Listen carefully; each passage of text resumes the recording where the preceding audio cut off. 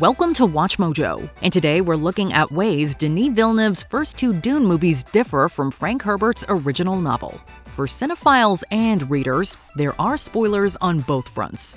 Here, we're equal. What we do for the benefit of all. Well, I'd very much like to be equal to you. Maybe I'll show you the way. Number 10. Emperor Shaddam's older appearance. Deal with this prophet. Send assassins. Dune Part 2 introduces us to Padishah Emperor Shaddam IV, played by Christopher Walken. The book establishes Shadam as 72 years old. Walken may seem age-appropriate since he's now in his 80s, but the book notes that Shadam looks like a 35-year-old, maybe even younger. A regular dosage of spice does wonders for one's looks. Your father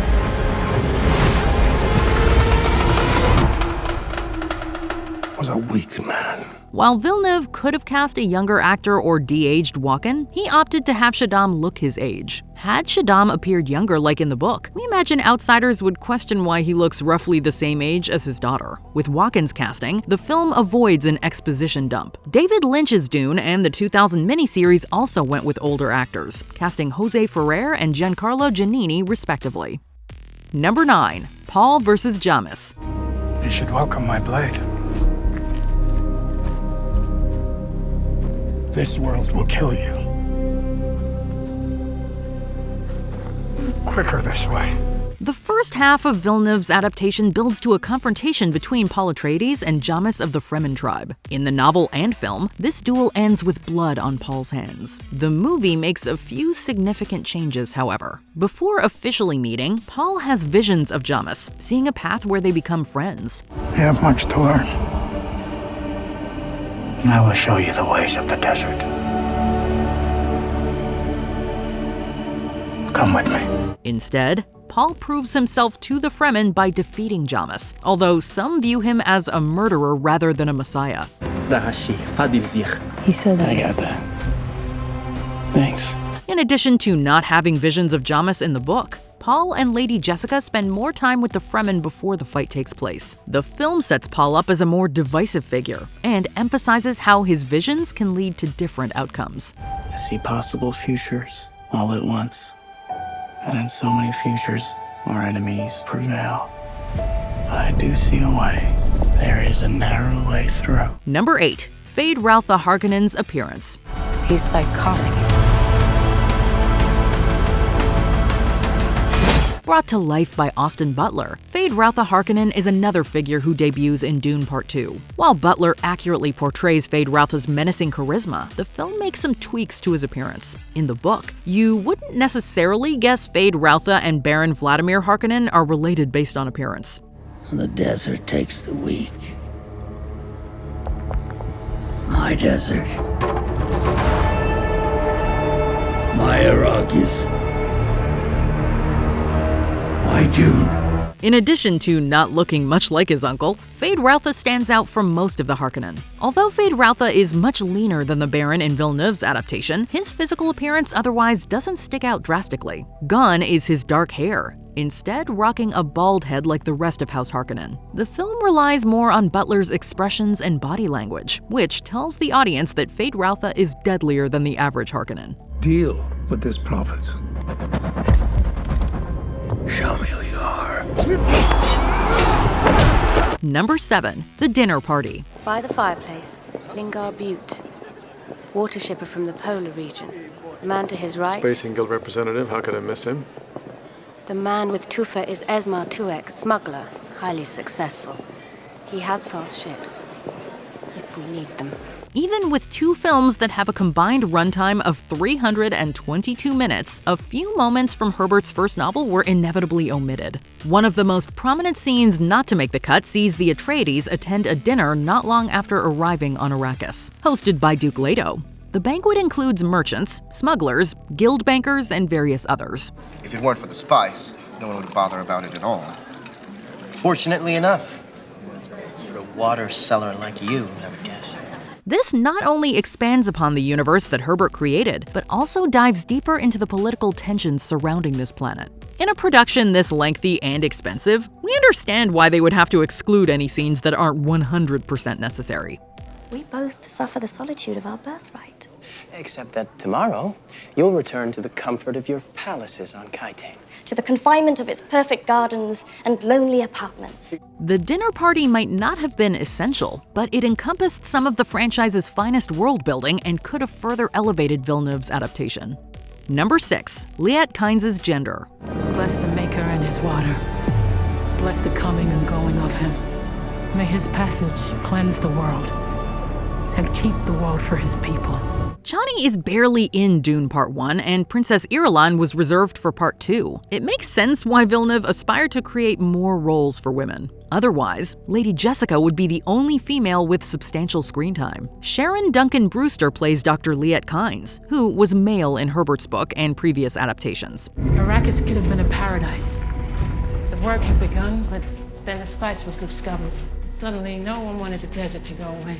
As Villeneuve saw it, this quote doesn't change the nature of the character. It just makes it closer to the world today and more relevant and, frankly, more interesting. Beyond the gender swap, Kynes meets a slightly different fate in the film. Instead of dying from dehydration and delirium after being stranded in the desert, Kynes is given a more triumphant exit, summoning a sandworm that consumes her and her attackers.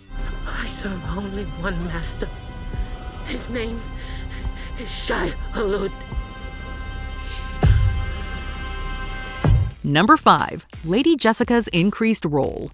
We gave them something to hope for. That's not hope! Lady Jessica has always been an important figure, but Villeneuve's 2 films develop her into an even more layered character. The book describes Jessica as Leto Atreides' quote, concubine. While the film doesn't change her role, Jessica commands more respect, and Duke Leto is more openly affectionate towards her. The film also removes a plot point where Jessica is suspected of being a Harkonnen spy. Fear is the mind killer.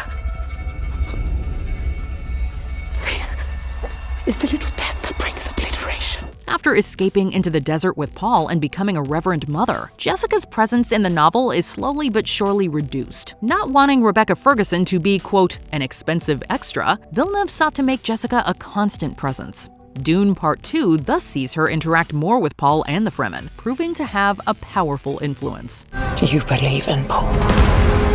There are signs. Number 4. Chani's dynamic with Paul. I won't be fighting for him.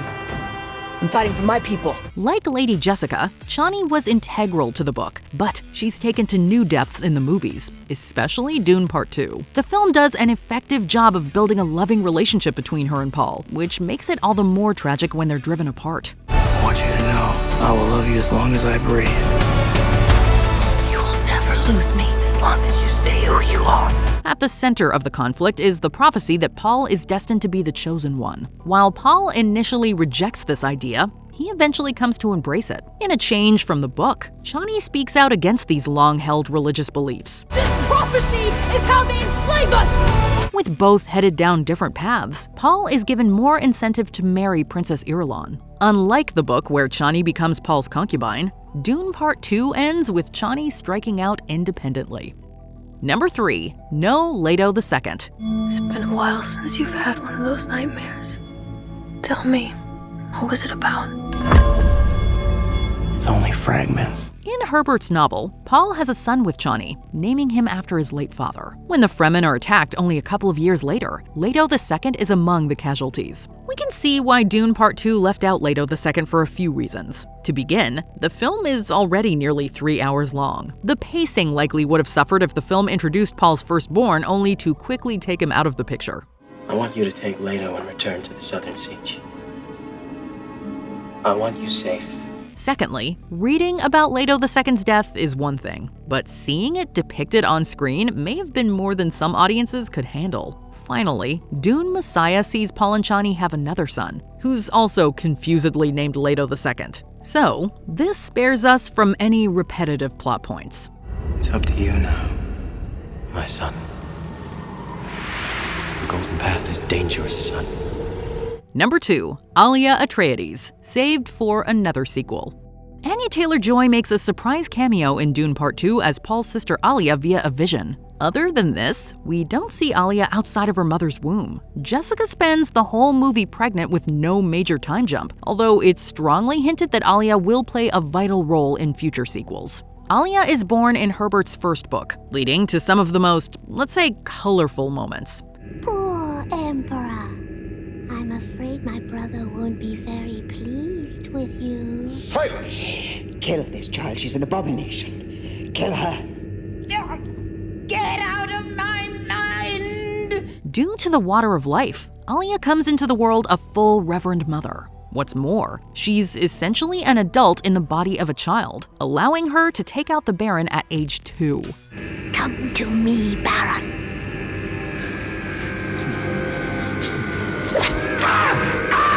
While the Baron meets his end in the film, Alia isn't the one who does him in. Before we unveil our top pick, here are some honorable mentions. Paul's first interaction with a sandworm. The film puts him in more jeopardy.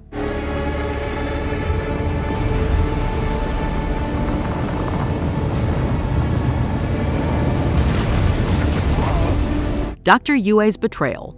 The book hints at a traitor, although the movie treats it as a surprise. I had no choice. The Harkonnens have my wife, Wena. They take her apart like a doll. The Sardaukars attire while attacking House Atreides. They disguise themselves as Harkonnen in the book, but not the movie.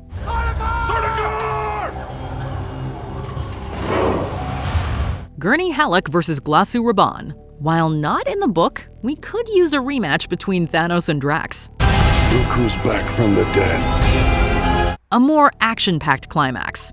Only a few pages in the book, but Villeneuve takes advantage of the visual medium. May thy knife chip and shatter. Before we continue, be sure to subscribe to our channel and ring the bell to get notified about our latest videos. You have the option to be notified for occasional videos or all of them. If you're on your phone, make sure you go into your settings and switch on notifications. Number 1. Paul Atreides, Messiah or Antihero? It's coming. I see a holy war spreading across the universe like unquenchable fire. A warrior religion that waves the Atreides banner in my father's name. Fanatical legions worshipping at the shrine of my father's skull. A war in my name!